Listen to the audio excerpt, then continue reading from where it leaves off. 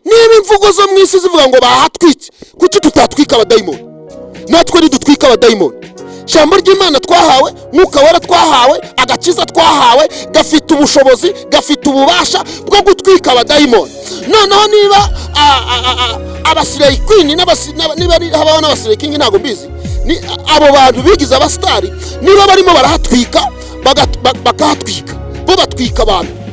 Ariko twebwe imbaraga ziri muri twebwe nizo gutwika abazimu n'abadayimoni bagasha bagakongo. Kuko izo mbaraga tutazifasha, kuki mudasapotinga izo mbaraga? Mwebwe abanyamakuru ngo musapotinga izo mbaraga tubashe gutwika abadayimoni mu izina rya Yesu. Nta yindi support rero, ntabwo ari uko muzadufasha gusenga, ahubwo support nuko muduhamagara nk'uku tukaza tugatwika abadayimoni, tukibutsa abantu ko muri bo wowe ukurikiye Impamba Nyayo TV, muri wowe harimo imbaraga, muri wowe harimo ubushobozi, muri wowe harimo ubudahangara. No muri biriya harimo Sirey Queen. Umugabo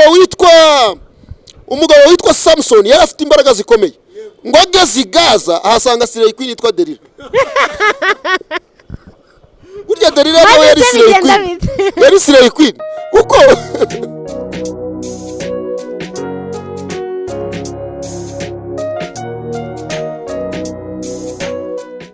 murakoze. Ngiye Kigali suko nyibona. Kigali abayo abantu bazi iby'umwuka, habaye abantu nubwo bavuga ngo ni muri Sodoma, ntabwo ari muri Sodoma. Umuntu iyo avuze ngo ni muri Sodoma buriya bafite impamvu abivuze, ariko ngiye ndumva atari muri Sodoma, kuko Kigali ni umujyi, habamo abantu basenga. Nubwo akenshi nyine bavuga ngo ni mu mujyi, ngo ugiye muri Kigali ntayivamo, ariko Kigali nta bintu nk'ibyo ngibyo nzi bibayo, kuko Kigali turasenga, habayo bene data berekwa. Urumva ko atari Sodoma rero?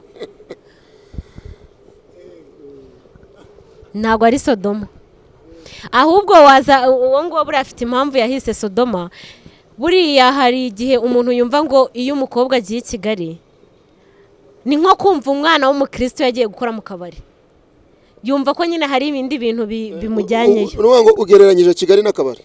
Oya, ntago nyigereranyije n'akabari.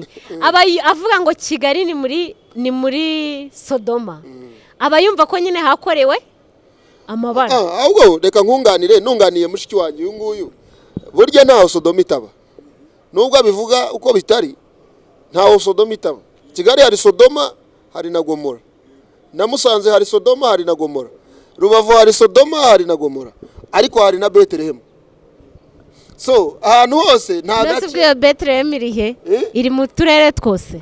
Yes, icyo dushatse kugaragaza ni Kigali nta Sodoma ihari, nta na Gomora ihari, normal. Ahubwo nari nshatse kugaragaza ko hari igice cyiza hakaba n'igice kibi. Okay.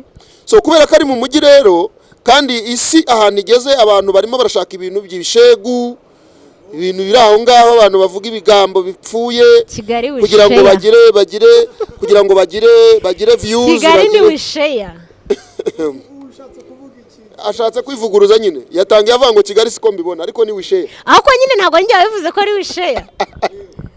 Kigali ni wisheya. So rero icyo bishaka kuvuga nyine, bishaka kuvuga ko ntaho rutari, kandi si urupfu. Urwo rupfu nyine rubi abantu bagiye gupfa rubi. Hari abantu bapfuye rubi bavuga ngo bari Sodoma. Abantu bi Sodoma bapfuye rubi. So naho rutari rero. Nose ko urupfu nta hantu rutari. Na corona nta hantu itari rero. Nose corona si urupfu. Nayo ni urupfu nyine. Iri ku isi yose. Uko ubona Kigali, uko ubona Musanze, uko ubona Rubavu, ni nako Rusizi imeze. Noneho na Gikongoro Kinyamakara. Naho buriya hari abantu, hariyo Sirey Queen. Na hantu Sirey Queen utayisanga. No muri Bibiliya Sirey Queen zirimo. No muri Bibiliya harimo Sirey Queen. Umugabo witwa Samson yari afite imbaraga zikomeye, ngo ageze i Gaza ahasanga Sirey Queen yitwa Delila. Burya Delila nawe yari Sirey Queen, yari Sirey Queen kuko so kuva na kera. Ahubwo ikibazo abarokore tugira, cyangwa se abantu basenga tugira, turwana na Sirey Queen aho kurwana no gushaka ubuntu bw'Imana. Tukirirwa twibaza kuri za Sirey Queen, tukirirwa twibaza ku bantu bakoze amahano, ariko mu by'ukuri ugasanga natwe niba nayo mahano tutayakoze, ariko nta nubwo tugize gute, nta nubwo dukoze ibyiza. Niba abantu bakora ibibi baranditse izina, niki gituma twebwe abantu bakora ibyiza noneho tutandika izina, ahubwo tukirirwa twirukanga ku bantu bakoze izina mu bintu bibi? Why not tutakwandika izina no mu bintu byiza? ubwo nyine wahita uvuga ngo Kigali wisheya, ugahita uvuga Kigali wisheya. Chris, Prophet Chris yagezeyo, yakoze ubutumwa, yavuze ubutumwa bwiza, yatwitse abadayimoni. Yes, erega kuvuga ngo hahiye niki se? Yatwitse nyine. None se ubu ntabwo ujya uvuga, ntabwo umuntu ashobora kuba ati kano kantu kari gutwika niki? Ni imvugo zagiye zikoreshwa mu buryo bubi, zigakoreshwa mu buryo bubi. Ndaguha urugero. Ijambo interahamwe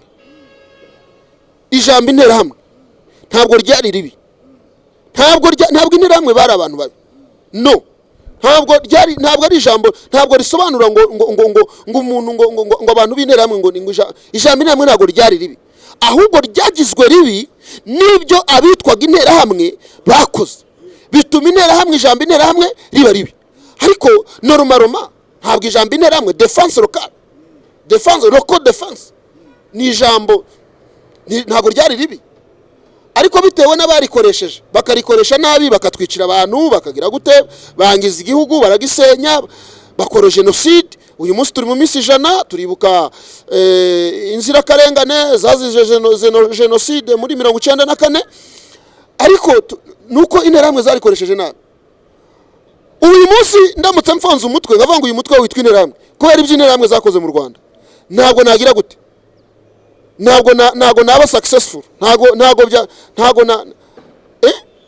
ntabwo nagira kuri success. Kubera iki? Ijambo interahamwe ryakoreshejwe nabi. So ni nacyo gituma abantu usanga bavuga ngo urabona ngo uriya ngo ni Shadibu, ngo uriya ngo yagize gutengura ngo n'ibindi bintu, ugasanga hadutse inkweto ngo ni Shadibu, ugasanga handutse umwenda igisuko cyiza ngo ni Shadibu iki. Ariko buriya kuki noneho ndashaka ko nanje zanambara rinete neza ngo ni Prophet Chris. Kubera iki? Niba nabyambaye ndi kuvuga ubutumwa, navuze ubutumwa bwiza, abantu bagize kuri Kristo, bagarutse kuri Kristo, buzuye umwuka wera. So ku kibazo rero warubajije mushiki wanjye uyu nguyu, Kigali ntabwo ari mbi, Kigali ni nziza, twigiramo byinshi kandi itwigisha byinshi. Namusanze simbi si nziza, urumva, simbi kandi si nziza. Ibintu byose nanje ubwanjye ndi mwiza kanaba mubi urundi ruhande, nawe uri mwiza ukaba mu urundi ruhande. So ikibazo rero abantu tugira, dufokasinga ku ruhande rubi gusa, duhora tuvuga uruhande rubi, kandi uruhande rwiza ntago ingeso nasanze hano abantu benshi mwisi ntago bakunda kuvuga uruhande rwiza. Ibintu byiza nibabivuga, bavuga ibibi. Uzarebe nkawe ubu nujya kuri YouTube gukora iki kiganiro, uzandikaho ibintu bibi kugira ngo abantu babe interest. Basigaye bavuga ngo bandikaho ibintu bibi kugira babona abantu benshi. Donc ikibi kuki kiganza, Bibiri ivuga ngo ikibi cye kukunesha ahubwo unesheshe ikibi icyiza. Ahubwo nkamwe banyamakuru turabasaba kugira ngo mudufashe n'abari bakurikiranye Impamba Nyayo TV, badufashe tugerageze gufata icyiza tukiganzishe ikibi. Mu buhe buryo? Mu buryo bwo gukora ibyiza nyine. Bibiri ivuga ngo iki? Imana yabwiye Kayini, iramubwira itega Kayini, nubwo wishe mwene so, nubwo wakoze ibyaha, ariko nukora ibyiza ntuzemerwa. Yes, yari yaramaze kubwira Adamu, iramubwira ngo gututubikana ko mu biganza byawe kuko uzaguhesha umutima. So gututubikana ko mu biganza byawe niko kuguhesha umutima. Imirimo ukora ni usarura. Sasfi nuhinga bibi uzasarura bibi. None se ugeze ubona umuntu uhinga indimu agasarura amaronji? None se wabonye umuntu wahinze amaronji agasarura indimu? Oya, none imbuto tubiba nizo dusarura.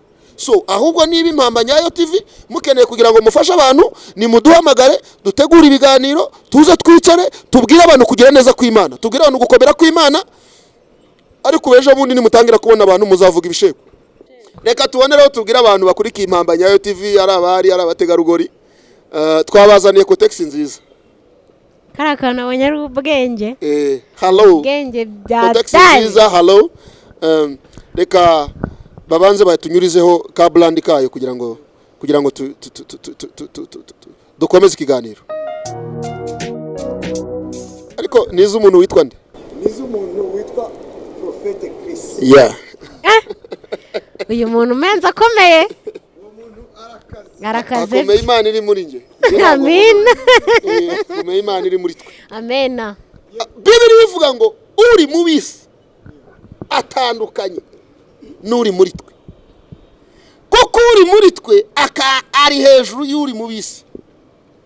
Ubwo aho kera niba ushaka ko imbere y'impamba Nyayo TV ushaka ko uri muri nge ajya muri wowe, aho uraza kumanika ibiganza gusenge kugira ngo wakire. ahubwo bya bintu menza ndavano bibaye oya menza mvaha gusa unsengere ngeri Kigali amahoro, ariko menza ndi buva aha ngaha weretswe ibyo ngiyemo i Kigali n'ibyo narayemo n'ibyo niriwemo uyu munsi. Ngiriwe ubuntu Imana ikabinyereka hano nakubwira, ariko kugeza uyu mwanya ntabyo Imana iranyereka kuko ntabwo turi mu bihe byo gusenga cyane ko Imana atari ko ikora.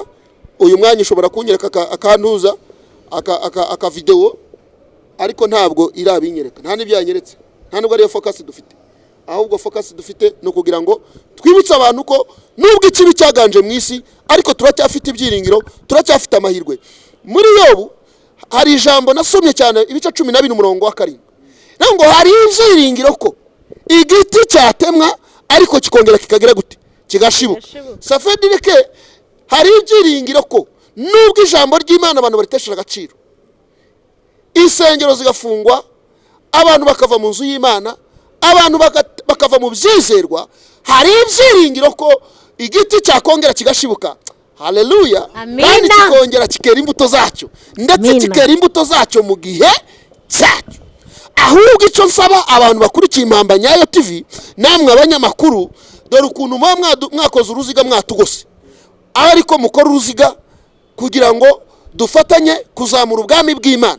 Hanyuma byibuze dufate uyu mujyi wa Musanze, bigaragare ko hari abantu basenze Imana, bakorera Imana, bafite iby'Imana yababwiye, bahamagawe n'Imana, bakorana n'Imana, basengera abantu, ari abapfuye bakazuka, ari ibiragi bikavuga, ari ibipfa amatwi bikumva, ari abarwayi bagakira, abasazi bagakira, hanyuma tugirira Imana umumaro. Noneho Musanze nituyigeza kuri success izatwika handi. Mana turagushimiye kuko abanye natwe muri iki kiganiro nuhimbazwe, shyirwa hejuru kubw'imbaraga n'ibitangaza byawe. Tugushimiye umwuka wera waduhaye, tugushimiye ikiganiro cyiza waduhaye. Hereza umugisha umuntu kuri Impamba TV, hereza umugisha uri kuri kamera, hereza umugisha Ozana umunyamakuru, hereza umugisha Yvette, nanjye umugisha nk'umukozi wawe. Utwambikira imbaraga kugira ngo tubashe kurwana, nidufata Musanze tugatwika imbaraga zivuye z'umuriro, zivuye muri Musanze zizatwika igihugu cyose. Igihugu nikimara gufatwa tuzatwika East Africa, East Africa nimara gufatwa tuzatwika isi ya Afrika, nitumara gutwika Afrika tuzafatisha isi yose za Malaysia na hose mwisi ni Burayi no muri Amerika, tuzatwika umuriro w'Imana ugereyo. Izina ry'Imana rihimbazwe. Tugushimiye ikiganiro cyiza rero waduhaye, kandi ukomeze kubana natwe. Yvette waze kwifuza kwe ntabwo ari umugabo akeneye gusa, akeneye afite n'izindi bezwe nyinshi, ari ibyifuza afite, hari ibyo agukeneyeho. Ubimuhesha umwete wawe Mana, kandi umwuka wawe wera amuhangaho cyane, amwemeze ko akwiye kugendana nawe, natwe bari ko abigenza abashe kutwemeza. Urakoze kuri kumwe natwe rero, komeza kubana natwe mu izina rya Yesu. Dusabiye umugisha uyu muntu wubatsiye etage, tumusabiye umugisha Mana, uhaze kwifuza kwe, kuko yaduteguriye ahantu heza ho kuganirira, tutari mu rusaku rw'abantu, turi hejuru y'imisozi, tureba imisozi yose. Umuhe umugisha mu izina rya Yesu, kandi n'abantu baduhaye kaze hano ubahe umugisha. n'Impamba Nyayo TV uyihe umugisha mu izina rya Yesu Kristo w'i Nazareti. Amen. Hola.